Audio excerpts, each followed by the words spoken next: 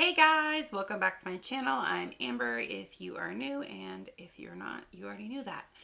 So I am doing a Q&A today. I've had a few questions from a few different people on my channel.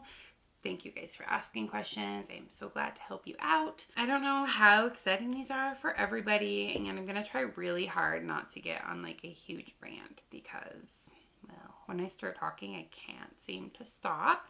So one of the first questions that I had was, what are my thoughts on calorie deficits?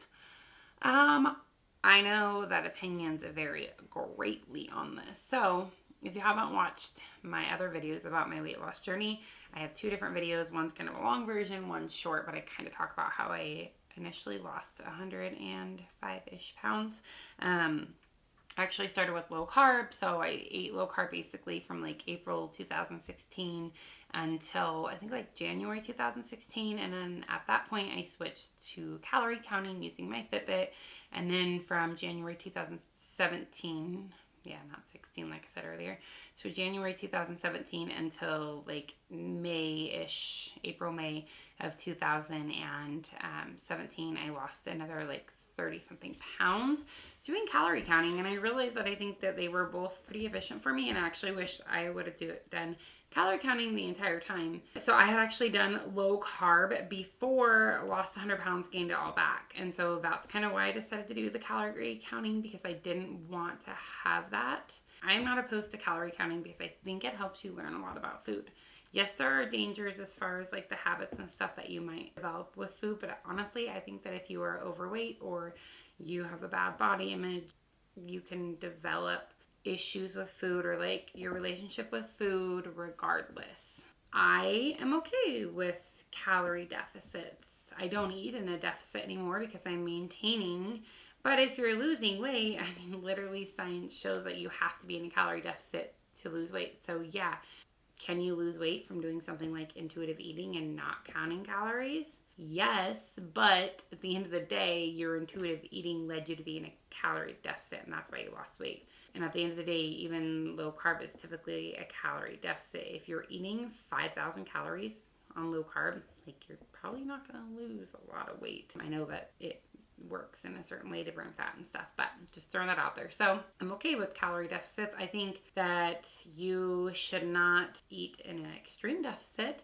I think you should never go under 1,200 calories or even eat at 1,200 calories, which I did before for like a month because I didn't know enough about tracking calories, and I was like, oh, the less I eat, the more I'll lose. Then the more I work out, I'll lose even more, and it was just not a healthy thing. I am not a dietitian. I'm not a nutritionist. You should consult with somebody if you want more details, or read actual research, like scientific based research, not just Google, about calorie deficits. I used my Fitbit personally to set myself in a 1,000 calorie deficit, which would lead you to lose about 2 pounds a week if you're eating in a 1,000 calorie deficit, because 3,500 calories equals 1 pound, and 1,000 calories a day for a week is 7,000 calories, 2 pounds, right?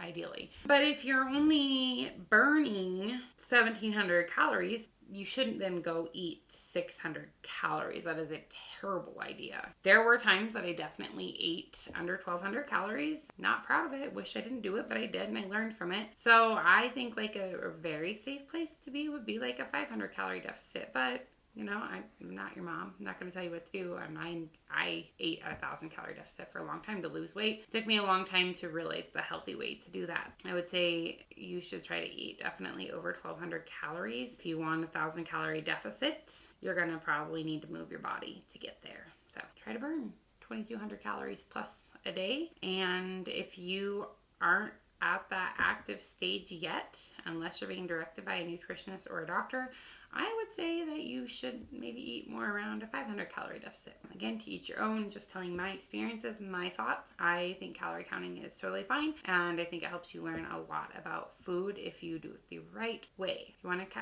count calories, go ahead. I just really encourage you to research and really understand the food, what you're putting in your body, and how the science behind calorie deficits work. It worked for me to lose quite a lot of weight, and I am kind of doing that in some videos now just to show you guys, but it's not something I typically do. I think calorie counting led me to have the ability to eventually eat intuitively. That's my thoughts on calorie counting or calorie deficit. You literally have to be in a deficit to lose weight. Like, that is the only way, whether it's through fasting, keto, paleo, actual just calorie counting. How do I stay consistent when I go on vacation? Well, I haven't really been on a lot of vacations since I started my weight loss journey. Early on, like maybe it was like after I met my weight loss goal, I went to Disneyland once and I didn't work out and I pretty much ate whatever I wanted, but I was walking like 1 billion steps a day, so I didn't really see a lot of negative impacts from it. I did go to Florida in August and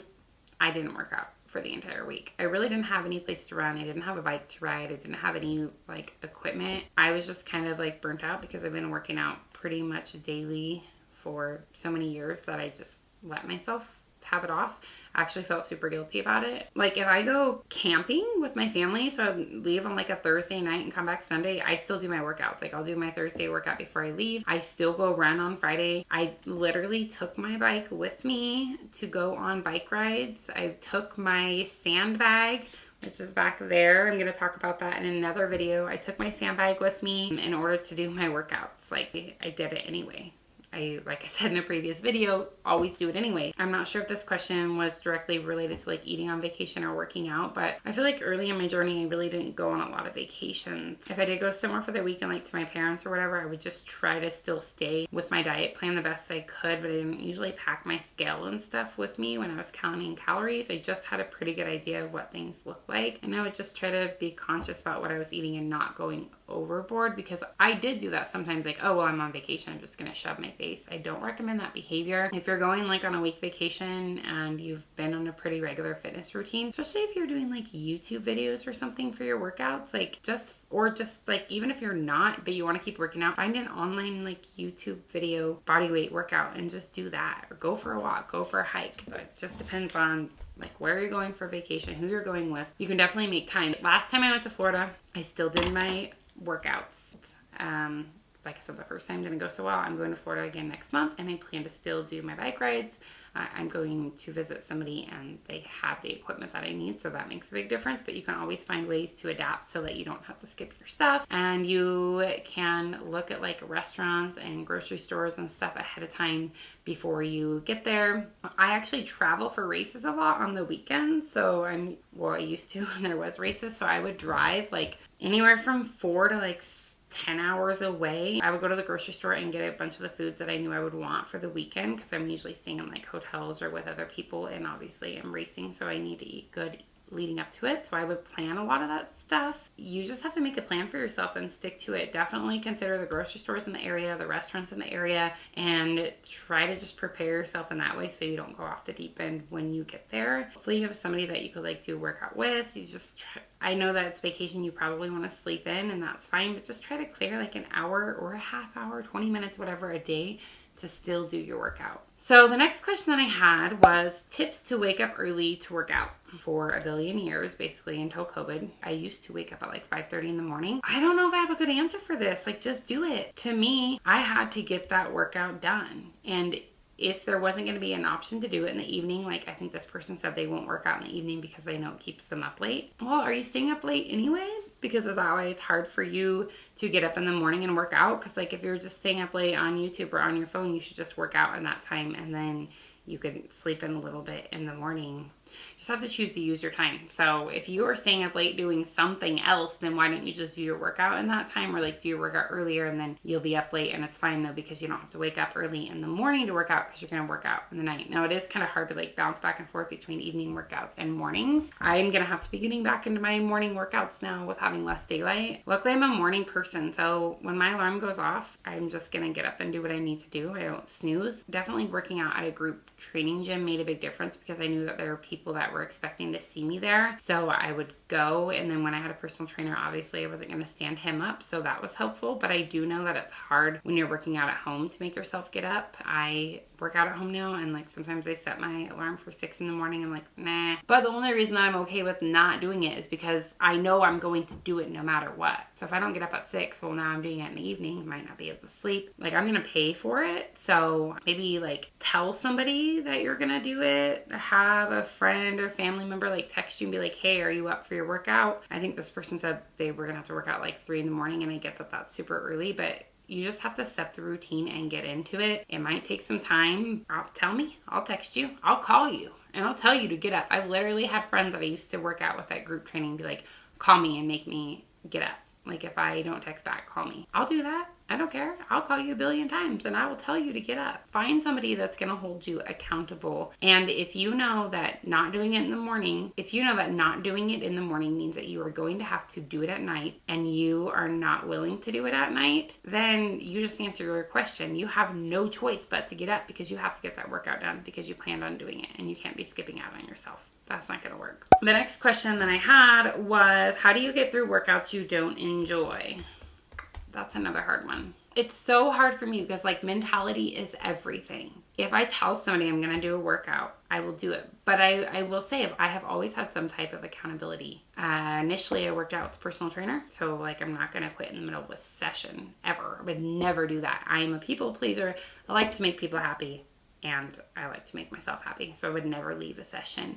And then I went to a group training session. Again, I'm working out at the gym with other people. I'm not just going to quit the workout and leave. I've seen people do that, actually. At my group training gym, there were people I'd be like, oh, I don't really like this, I'm going to leave. I think like one time I did that because I had the worst cramps in the entire universe and like I couldn't hang. I wouldn't just stop. But now I do workouts I don't enjoy literally all the time. Today I have to run some sprints after I do all this school stuff, and I'm not going to enjoy it, but I want to get better. I'm not trying to lose weight anymore, but I'm trying to get faster because I want to win races. So I get through it because I want the results of it. If you can do it with like a friend or something, I think that's helpful. You can set up rewards for yourself. Like, if I complete these workouts, I'm going to buy myself a new pair of shoes. I'm going to buy myself this or that. I wouldn't reward yourself with food unless it's like you want to go out to eat and you're going to be able to stick to your plan. And you're like, well, I'm going to let myself go to Olive Garden because I love Olive Garden and I can stick to my plan there. I think that's fine. Definitely setting up rewards for yourself, I think, is a good way to get yourself to stick to workouts. I'm just not a person that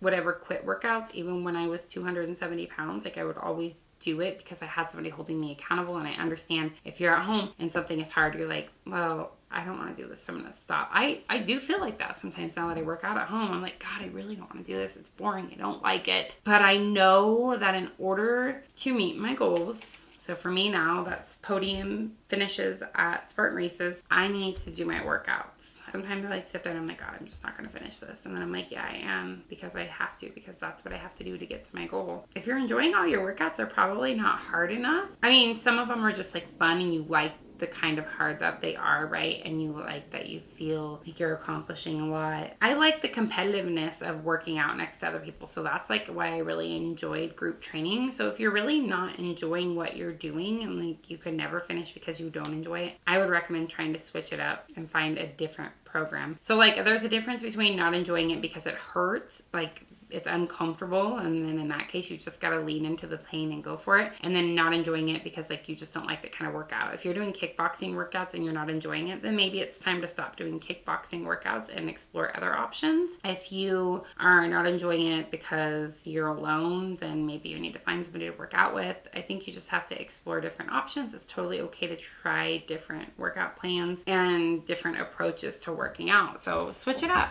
If you don't like what you're doing, try to find another option. I don't enjoy a lot of my workouts because they hurt, because they're uncomfortable, but I know they're making me better when they do that. So it really just depends why you aren't enjoying that workout. Drop a comment below. Tell me why you aren't enjoying the workouts that you're doing. Is it because they're uncomfortable and they're hurting, or is it because it's boring? Because I think there's a big difference, and I think that determines the steps you need to take to get through them. The next question that I have is, how do you lose belly fat, or how did I lose belly fat? I don't know. I think it was, a lot of it was running. I don't have like a perfectly flat stomach, but I know that I lean out a lot when I run. So cardio, which is what everybody tells you, right? My running volume has been less since like August, and I feel a little bit fluffy. I think I have a little more belly fat. Actually, I know I do because I went and got a body analysis done, and my body composition has changed while my weight is pretty close to the same. I think I got a little more belly fat. I haven't been doing as much cardio. I haven't been getting into those fat stores. Cardio, running, biking, elliptical. I don't know. I've never paid attention. Like, I've never eaten to lose belly fat or like drink a special tea or taken anything specific in order to try to lose belly fat. I just tried to live a healthier life. I think cardio is the key to losing belly fat, I guess. I think there's trainers that are way more qualified to tell you what to do, but just be as healthy as you can and eventually the belly fat will come off. I know in some pictures and stuff it might look like I have like a really flat, like rock hard ab stomach. I'm just kidding. It probably doesn't look like that. But I know there are some pictures that I have that you can see definitions in my abs. So it looks like I have no belly fat. I'm sure I still have a little bit. I've been running for years now. Like since 2017, I started running. And for the past year, I've been running about 25 miles a week. And then biking since March, probably like 25 to 50 miles a week, just depending where I'm at in my training cycles. Do the cardio, burn the calories, eat healthy, lean foods, whole grains. So I don't know, just try to be healthy and purposeful with your workouts and your eating. Like I said, I didn't eat any specific food or anything to try to burn belly fat. And then another question, how did I get such a strong core? I think this was asked because of a picture that I posted. I train for Spartan races and I run a lot. So what I didn't know was that in running, in order to run like I do, like on trails and stuff, you really have to have a super stable core so that you can run effectively downhill and so that you don't trip and fall and all those things. And also I do a lot of like monkey bars, like hanging things. And then I'm gonna pop a video in here. One of the obstacles I have to do that I struggled at so hard, and I think it was a lot of core. It was only about like a year ago that I was able to do some of these super strong core activities. At my old group training gym, we would have like core finishers. We would never just spend all day doing core, but like dumbbell, like free weights and body weight activities that require your whole body, I think are good for helping you get a strong core. I'm not a personal trainer, so like I don't know. Don't repeat this, I guess. And then I do a lot of like TRX stuff, like knee tucks. And then I also do a lot of like dead hanging from a bar and these things called toes bar, which are great for core. And I do all those things because of Spartan racing. So because of my sport and because I need a strong core for running, I definitely could get a stronger core. Like I can plank okay and I can do sit-ups and stuff. Or also push-ups. Some people might not realize that push-ups actually really test your core. I actually have this core finisher that I do all the time after I finish running on Tuesdays and a lot of times on Fridays. And that involves push-ups, V-ups, glute bridges, Supermans, regular sit-ups. Pretty simple, but I do that a few times a week. I hope that these questions help you. I know I don't have a lot of specific answers, but that's because there aren't any. It's really about like what works for you and your mindset. I think at the end of the day, other than like the belly fat and the strong core, all of these questions, well, and the calorie deficit, the vacation thing, the working out early, and the getting through workouts you enjoy, that is all up here. It's all about what you can convince yourself to do. My answers aren't going to help you. You got to help yourself. I would love to help motivate you. I would love for you to reach out and try to give you some tips, tricks, tools, like for what I did to get through those hard times. But honestly, I just did it. And I have another video talking about one, like how to motivate yourself. Then I have another video just like talking about how to stick to your goals and crush them and not make excuses. Like just do it. You literally just have to do it. So I hope you guys enjoyed this video. If you have more questions, please drop them below. I'd love to do another Q&A. If you have specific questions about me, my experiences, just me as a person and whatever, feel free to ask those too. I will probably try to do another Q&A in a few weeks, but I hope you enjoyed this video. If you did, give it a thumbs up, subscribe, and I'll see you guys next time. Bye.